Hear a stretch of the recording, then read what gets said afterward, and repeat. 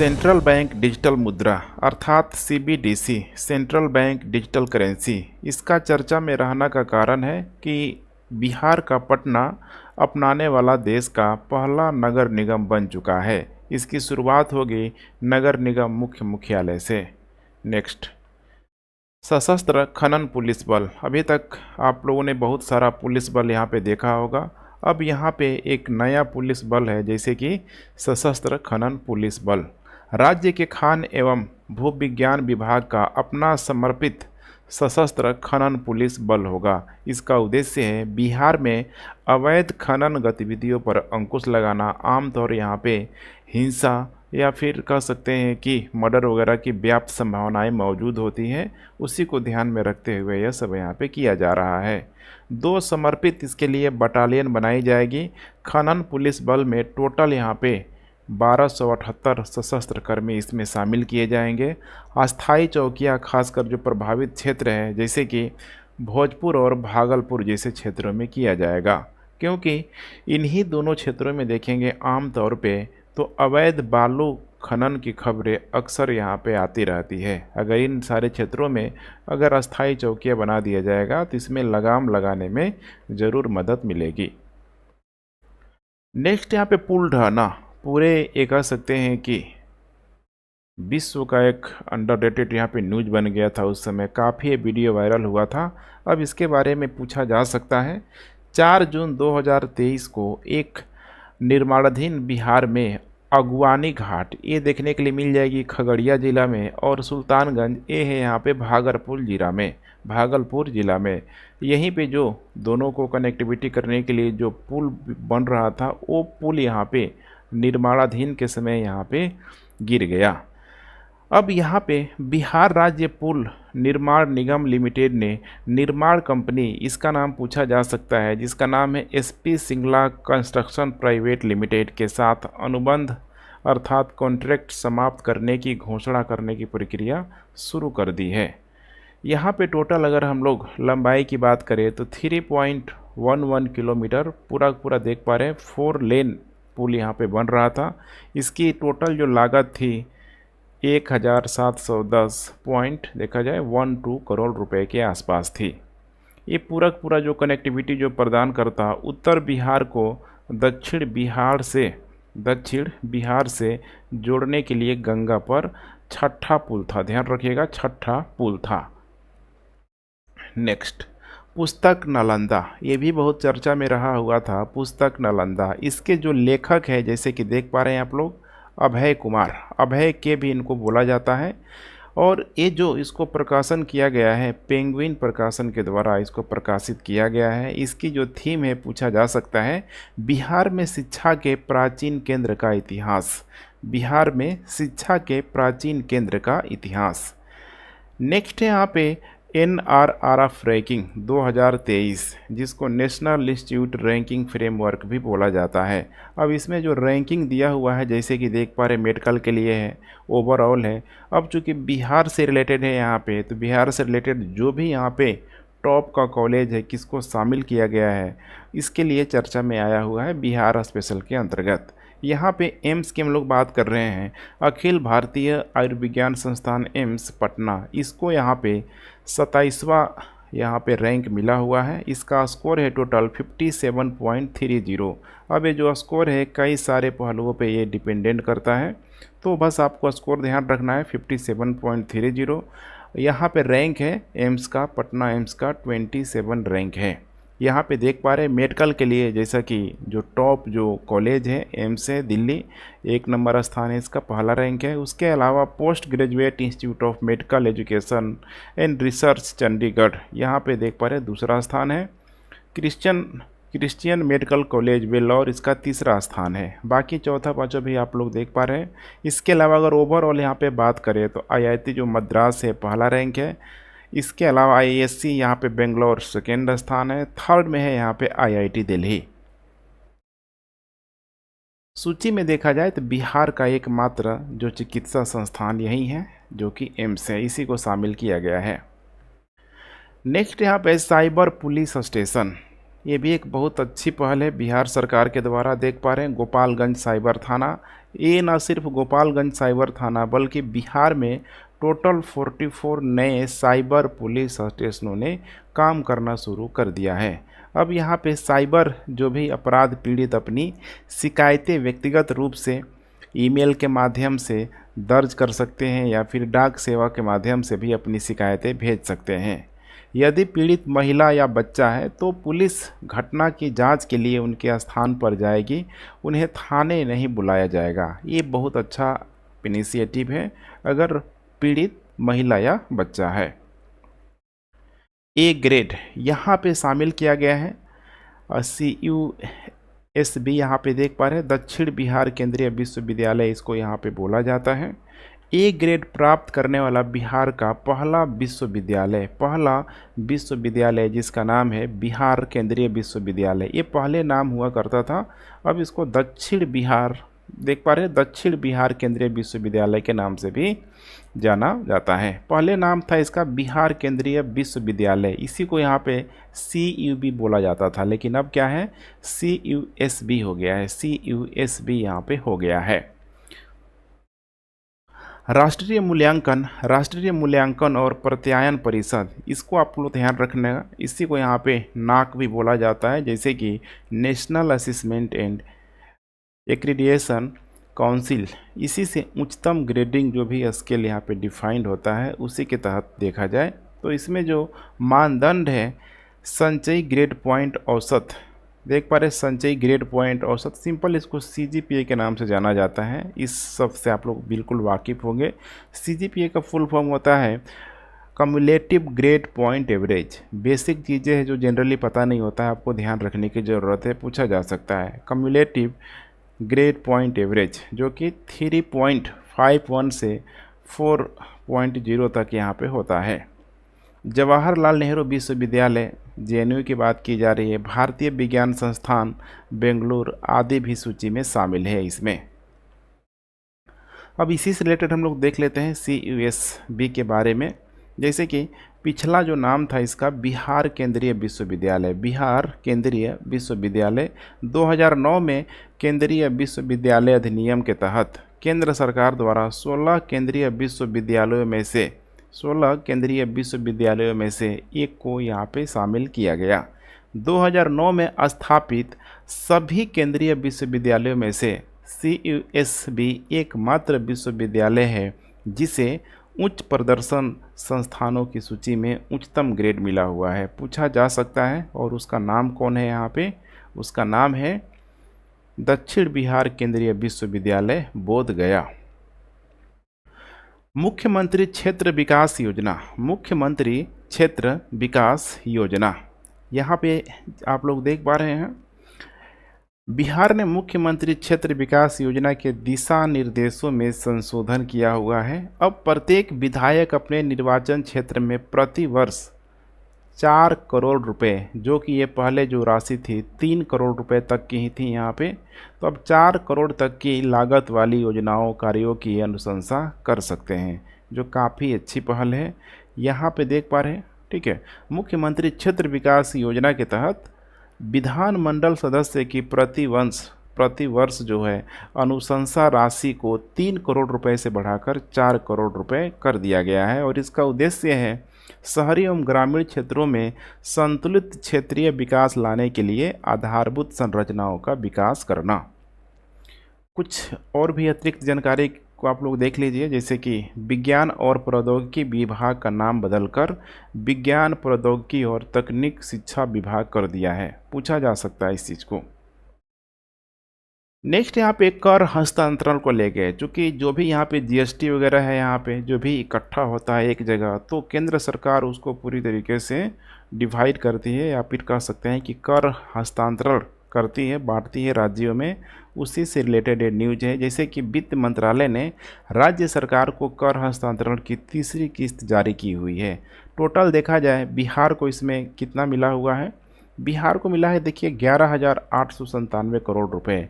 और टोटल जो किस्त जारी की गई है पूरे राज्यों के लिए है, यहाँ पे तीसरी किस्त है 18,280 करोड़ रुपए पूछा जा सकता है।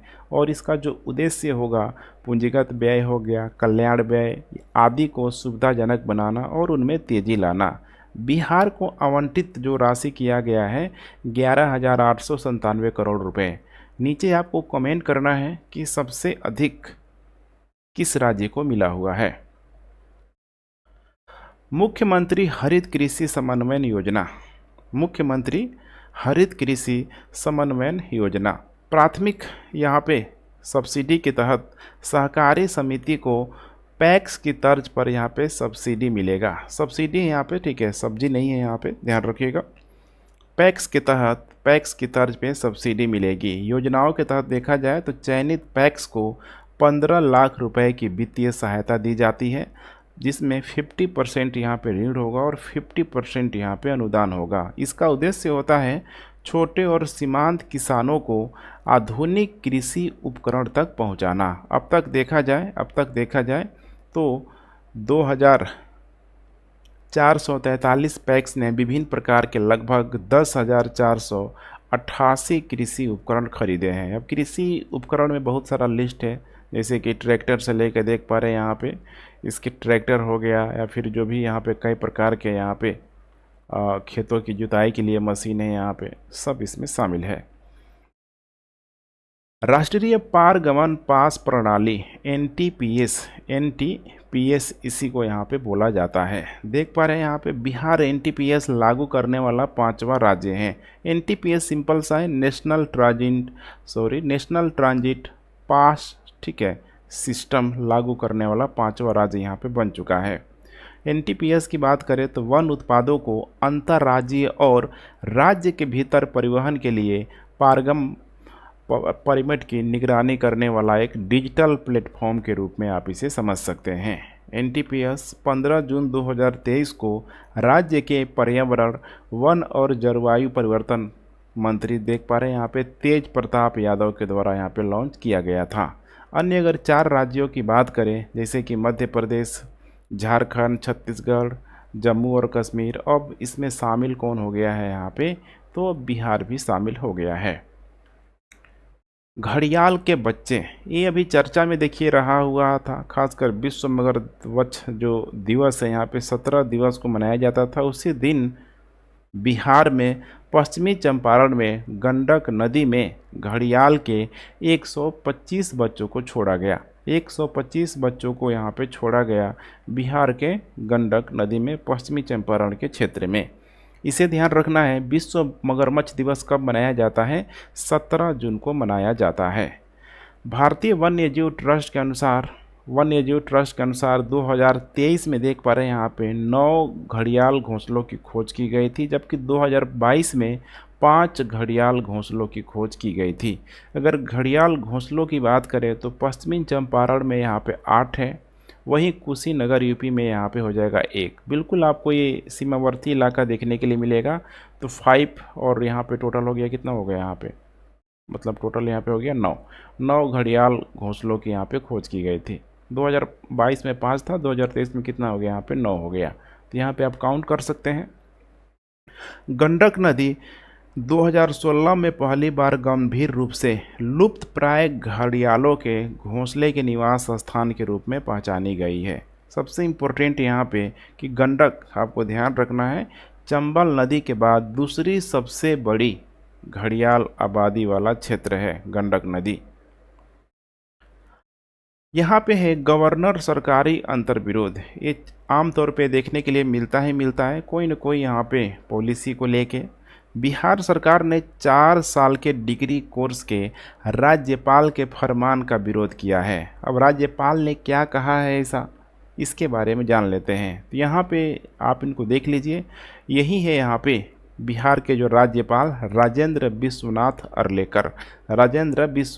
अरलेकर, इनके द्वारा 4 वर्षीय स्नातक कार्यक्रम को चॉइस बेस्ड क्रेडिट सिस्टम के साथ ही लागू करना चाहते हैं।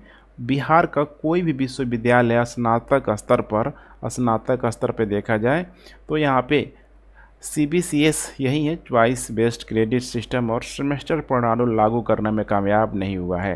ऐसे में अब बहुत बड़ी समस्या है कि किस तरीके से इसको यहाँ पे इम्प्लीमेंट किया जाए, और यही गतिरोध है। सरकार हमेशा बोलेगी कि इसको हटाया जाए, और लेकिन यहाँ पे गवर्नर के द्वारा बोला जा रहा है इसे लागू किया जाए। यही है दोनों में गतिरोध का कारण। 135वां देख पा रहे हैं यहाँ पे, जो यहाँ पे जयंती मनाई गई है डॉक्टर अनुग्रह नारायण सिंह। डॉक्टर अनुग्रह नारायण सिंह काफ़ी ही फेमस पर्सनालिटी। 18 जून 2023 को यहाँ पे मनाया गया है। देख पा रहे हैं यही है, इनका जन्म भी है 18 जून 1887 औरंगाबाद ज़िले के पोइयावा में। और औरंगाबाद ज़िले के पोइयावा में इनका योगदान क्या है आधुनिक बिहार का निर्माण करने में। शीर्षक है बिहार भूभूति। चंपारण सत्याग्रह में गांधी जी के साथ रहे हुए थे। दिसंबर 1920 में उन्होंने नागपुर में आयोजित कांग्रेस के वार्षिक अधिवेशन में भी भाग लिया हुआ था। तो ये बहुत इम्पोर्टेंट है, यहाँ पे बिहार को मॉडर्नाइज बनाने में काफ़ी बड़ा रोल है यहाँ पे अनुग्रह नारायण सिंह का। नेक्स्ट यहाँ पे विराट रामायण मंदिर को लेके यहाँ पे आप लोग देख पा रहे हैं विराट रामायण मंदिर, इसको माना जा रहा है कि दुनिया के सबसे बड़े रामायण मंदिर पर काम शुरू भी हो गया है। 20 जून 2023 को शुरू किया गया था। ये बिहार के पूर्वी चंपारण में एक कह सकते हैं कि क्षेत्र है कैथवलिया, पूर्वी चंपारण के कैथवलिया, जो कि बहुआरा गांव यहाँ पे क्षेत्रफल की बात करें तो 3.76 लाख वर्ग फुट है पूरा का पूरा एरिया, एक बहुत बड़ा एरिया होता है। अब जो शिलान्यास किसके द्वारा किया गया है पूछा जा सकता है। तो जैसे सचिव देख पा रहे हैं यहाँ पे जो महावीर मंदिर ट्रस्ट पटना, जो कि यहाँ पे कौन है आचार्य किशोर कुरार, इन्हीं के द्वारा यहाँ पे इसका शिलान्यास किया गया। इसके अलावा देखा जाए तो राजस्थान उच्च न्यायालय के पूर्व मुख्य न्यायाधीश न्यायमूर्ति एस.एन. झा, ये 2 लोग यहाँ पे शामिल थे। पूरा अगर इसके हम लोग स्ट्रक्चर की बात करें तो 3 मंजिला मंदिर होगा। ये 2025 के अंत तक पूरा हो जाने की संभावना है। टोटल कॉस्ट इसमें आएगा 500 करोड़ के आसपास, 500 करोड़ के आसपास। मंदिर की अगर विशिष्टता की बात करें तो इसमें 12 गुंबद होगा, लंबाई होगा 2800 फीट, चौड़ाई होगा 1400 फीट और ऊंचाई होगा यहाँ पे 405 फीट। ये भी पूछा जा सकता है, खासकर कॉस्ट वगैरह आपको ध्यान में रख के चलना है। बिहार में मानसून में देरी इस साल, चूँकि मानसून में माना जा रहा था कि पूरी तरीके से एल नीनो का इफेक्ट हावी हो गया है, देरी हो सकता है। तो कुछ इस टाइप की हमें एक्टिविटी देखने के लिए मिला। पूरा उत्तर भारत गर्मी से तप रहा था। लंबे समय तक चलने वाली भीषण गर्मी और मानसून की देरी से हुई बारिश ने धान की रोपाई को बुरी तरह प्रभावित किया है। यहाँ पे देखेंगे तो वेस्टर्न डिस्टर्बेंस का इफेक्ट जो था भारत के जो उत्तर पश्चिम में तो ठीक ठाक था, देखेंगे दिल्ली तक लगभग पश्चिमी यूपी तक अच्छी खासी मात्रा में बारिश हो रही थी। लेकिन इधर यूपी हो गया, बिहार हो गया, इन सारे क्षेत्रों में काफ़ी लंबे समय तक या फिर कह सकते हैं कि मानसून ने बहुत देरी से दस्तक दी। समस्या होगी ही होगी। अब जो भी यहाँ पे 9 संभाग में अब तक कुल मिलाकर केवल 31% यहाँ पे प्रत्यारोपण हुआ है, रोपाई हुई है। राज्य में धान की खेती का कुल कवरेज क्षेत्र है लगभग 35 लाख हेक्टेयर। अब ये डेटा पूछा जा सकता है, धान कितने एरियाज में कवर किया जाता है, लगाया जाता है 35 लाख हेक्टेयर। 2022 में धान की रोपाई का कवरेज लक्षित क्षेत्र के मुकाबले देखा जाए तो कितना था 97% था। अब इस बार पूरा डेटा आना बाकी है, जब ठीक है मानसून की समाप्ति होने के बाद से पता चल पाएगा कितने एरिया में रोपाई हुई है। G20 पटना मीट राज्यपाल राजेंद्र विश्वनाथ हर्लेकर ने 22 मई 2023 को G20 देशों के 2 दिवसीय लेबर 20, यहाँ पे L20 भी बोला जाता है, शिखर सम्मेलन का उद्घाटन किया गया। ये जो उद्घाटन किया गया है पटना में ही किया जाएगा, ज्ञान भवन पटना में। L20 शिखर सम्मेलन के अध्यक्ष, बहुत इम्पोर्टेंट नाम है, हिरण एम ए पंड्या। मुख्य जो विषय था ये भी काफ़ी इम्पोर्टेंट है, सामाजिक सुरक्षा कोष की अंतर्राष्ट्रीय पोर्टेबिलिटी और महिलाएं और काम का भविष्य। बैठक में केंद्रीय श्रम सचिव आरती आहूजा भी शामिल हुई थी। इसके अलावा हिरणमय पंड्या आरएसएस समर्थित ट्रेड यूनियन भारतीय मजदूर संघ के भी अध्यक्ष थे। कौन है यहाँ पे अध्यक्ष हैं? यहाँ पे हिरणमय पंड्या। नेक्स्ट देखें हम लोग, तो यह अंतर्राष्ट्रीय व्यापार संघ परिषद का ध्यान रखिएगा, सदस्य नहीं है। सम्मेलन में कुल मिलाकर 28 देशों के 173 प्रतिनिधि इसमें भाग ले रहे थे। नेक्स्ट यहाँ पे सर्वश्रेष्ठ विधायक पुरस्कार, जिसे नाम से ही आपको लग रहा है, डॉक्टर शकील अहमद को यहाँ पे दिया गया है। कांग्रेस के विधायक हैं। मुंबई में आयोजित राष्ट्रीय विधायक सम्मेलन में इनको सम्मानित भी किया गया। श्रेणी था किस कैटेगरी में इनको दिया गया है यहाँ पे, तो प्रगतिशील कार्यों के लिए सदन में सबसे अधिक यहाँ पे आवाज़ उठाना डॉक्टर शकील अहमद के द्वारा। कहाँ से ये मेंबर बने हुए विधानसभा का, तो कदवा विधानसभा क्षेत्र से ये निर्वाचित हुए हैं।